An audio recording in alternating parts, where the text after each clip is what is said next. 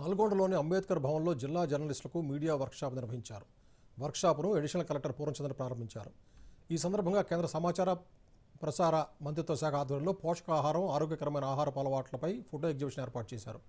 Cyber security, cyber ప్రాక్టీసెస్పై విలేకరులకు అవగాహన కల్పించారు. సీనియర్ జర్నలిస్ట్ దిలీప్ రెడ్డి జర్నలిజంలో మార్పులు, ప్రస్తుత డిజిటల్ యుగంలో విలేకరుల పాత్ర ఎలా ఉండాలో తెలియజేశారు.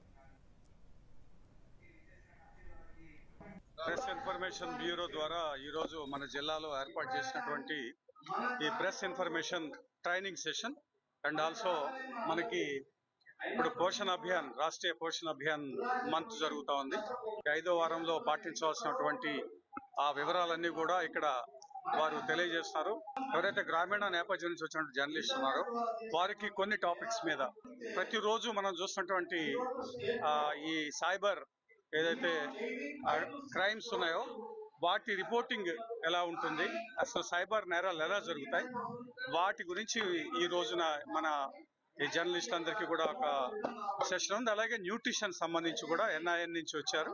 ప్రజలకి న్యూట్రిషన్ గురించి ఎలా తెలియజేయాలి, జర్నలిస్ట్ యొక్క ఈ డెవలప్మెంటల్ జర్నలిజంలో భాగంగా ప్రజలకి వివరాలు ఇవ్వడం కోసం గ్రామీణ మీడియా మిత్రులకు అవగాహన సదస్సుగా దీన్ని రూపుదిద్దడం జరిగింది.